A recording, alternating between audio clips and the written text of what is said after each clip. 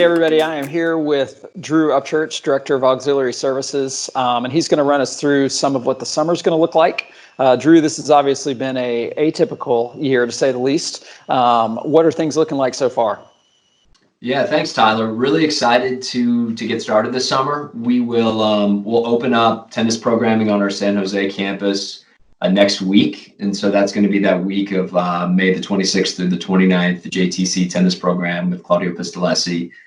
From there, we're going to jump into the bulk of our summer programming that first week in June, and so to that end, we'll see the start of the Bulls Day Camp, some of the upper school summer session courses, as well as some of the STEAM stuff, the sports camps, all that type of thing. And then those are going to run all the way up through the week of August the 3rd.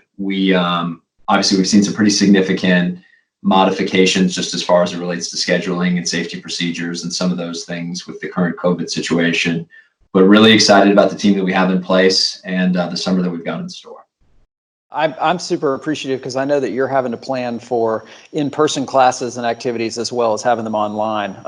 And so I rest a little easier knowing that we can adjust depending on how the summer rolls out. What are some of the precautions or the steps that you're putting into place with either the in-person classes or the athletic camps?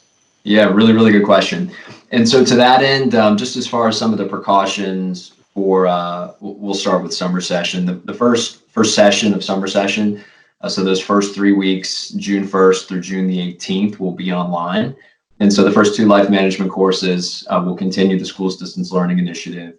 The first 3 weeks of geometry as well, and then also the first 3 weeks of the writing well course.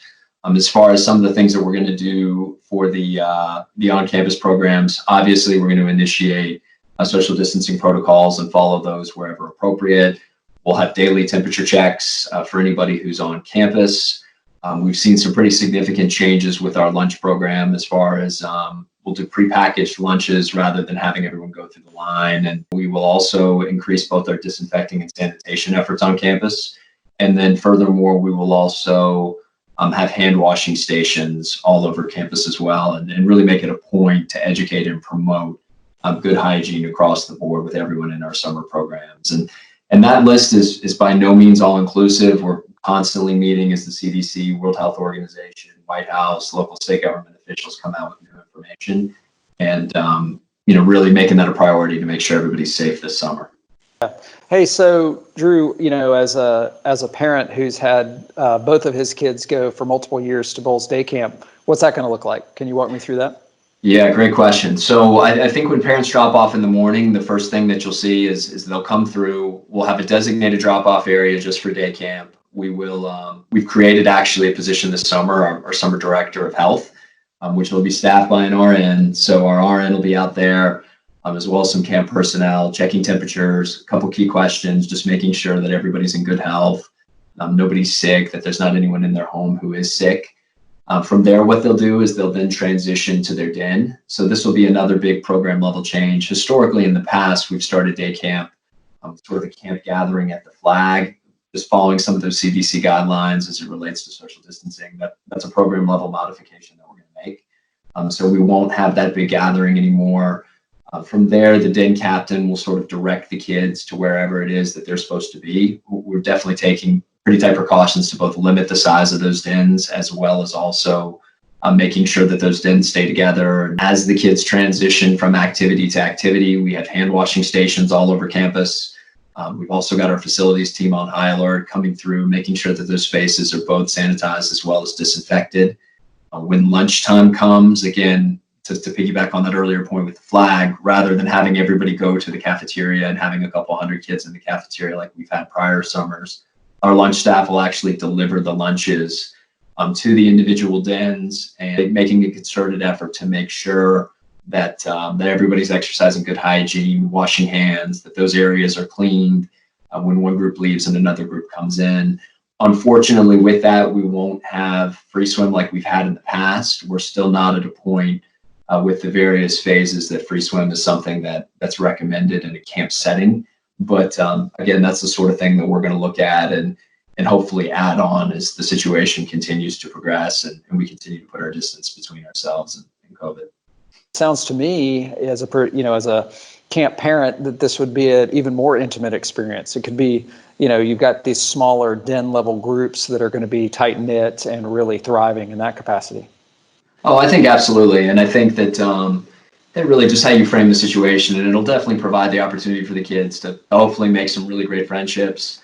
Again, in the same situation as you, I'm a camp parent as well. And, both of my daughters are very, very excited. And I think the need for Bowles to offer camp, obviously that's something that we've done for a long time, and it's been a big part of who we are as a school. But I think that need is only heightened this summer as people are really longing for a return to normalcy. And I think for kids to be able to have an opportunity to go to camp and to be able to see your friends and have fun and to really enjoy the summer after coming off where we've been the last couple months, I think is really important. And so that's something that we definitely take seriously. We've got a great day camp director, John Ganzel, who really takes that to heart as well. And we're excited about having people back on campus. Awesome. Final question. Are kids at day camp going to be able to still tube? Yeah, that's a big question that I answer, multiple times every day. And yes, we definitely are planning on making use of the river and making use of the boats and getting out there and tubing. And actually, a question for you, Mr. Hodges: is there any chance we can get you out on a tube this summer? Oh, without a doubt. I love to tube. I'll be happy to. All right, well, I'm going to hold you to that. Yep, do it. I will gladly join you. All right. Well, I really appreciate it, Drew. This has been really informative, and I think one of our goals, you and I talk about this a good bit as we move into this uncertain time, is to provide as much reassurance and communication and transparency as we can with our families, because we want them to know that we do take this really seriously, and that the health and wellness of everybody in the Bowles community is our first and foremost concern. So thank you for all of your efforts, your team. You guys have done a great job in some really challenging circumstances. Thanks again, Drew. Really appreciate your time and your team. And to all of you out there watching, thanks for all that you do.